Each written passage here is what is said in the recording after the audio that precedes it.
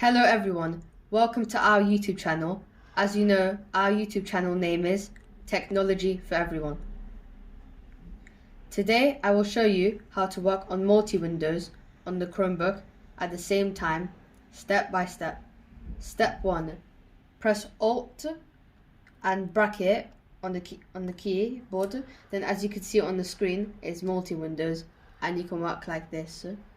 Or you can press Alt and plus sign on the keyboard.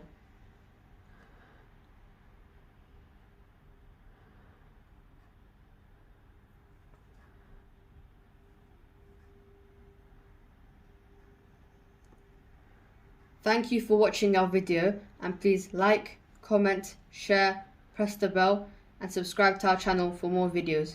Thank you again.